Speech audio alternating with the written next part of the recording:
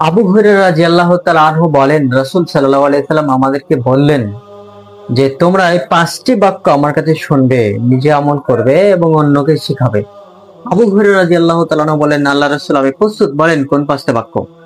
তখন তিনি বললেন, আত্তাকিল মাহারিমা তাকুন আবাদান নাস, আল্লাহ যা হারাম করেছেন তা হতে বেঁচে থাকো, তুমি হবে উত্তম ইবাদতকারী, সবচেয়ে ভালো ইবাদতকারী হবে তুমি। আল্লাহ যা হারাম করেছেন, সুদ হারাম, আল্লাহ হারাম করেছেন, বাদ দিলাম। ঘুষ, যতগুলো অবৈধ পন্থা রয়েছে সবগুলো বাদ দিলাম, কেন আল্লাহ হারাম করেছেন, আমি হব সবচেয়ে উত্তম ইবাদতকারী। কেন?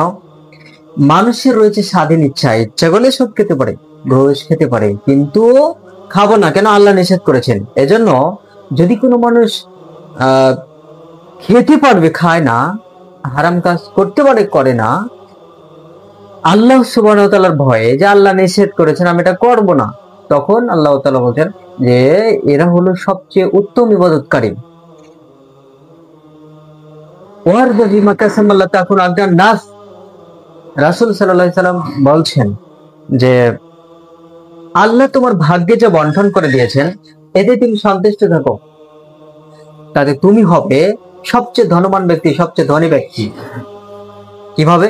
আল্লাহ তাআলা আমাকে দিয়েছেন মাত্র 10 টাকা, এতে আমি সন্তুষ্ট, দেখ আলহামদুলিল্লাহ, আল্লাহ আমাকে অনেক দিয়েছেন, আমি অনেক সুখী আছি। আর কিছু না হলেও চলবে, আল্লাহ তাআলা অনেক আমাকে দিয়েছে, আপাতত শরীরটা আছে।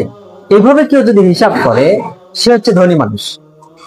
আপনার কোটি কোটি টাকা রয়েছে, এবার আপনি বলেন যে আমার তো কিছুই নেই, আরো অনেক কিছু প্রয়োজন, আরো এত টাকার মালিক হতে হবে, তাহলে তার আকাঙ্ক্ষাটা স্থায়ী নয়, স্থির নয়, আকাঙ্ক্ষাটা চলতে আছে। আর যার চলে সে হলো ফকির, গরিব। এই জন্য রাসূল সাল্লাল্লাহু আলাইহি সাল্লাম বলছেন, ওয়ারদা বিমা কাসামাল্লাহ তাকুন আগনান নাস, আল্লাহ তোমার ভাগ্যে যা বন্টন করে দিয়েছেন, আল্লাহ তোমার ভাগ্যে যা লিখে রেখেছেন তাতে তুমি সন্তুষ্ট হও, তখন তুমি হবে সবচেয়ে ধনী ব্যক্তি। ওয়াহসিনু ইলা জারিকা তাকুন মুমিন, তোমার প্রতিবেশী যারা আছে তাদের সাথে তুমি ভালো আচরণ করো, তুমি হবে পূর্ণ মুমিন। তার মানে প্রতিবেশীর সাথে ভালো আচরণ না করলে মুমিন হওয়া যায় না। পূর্ণ মুমিন হওয়া যায় না তখন যখন প্রতিবেশীর সাথে ভালো আচরণ হয় না।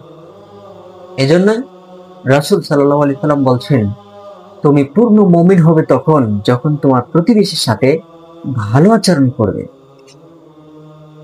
4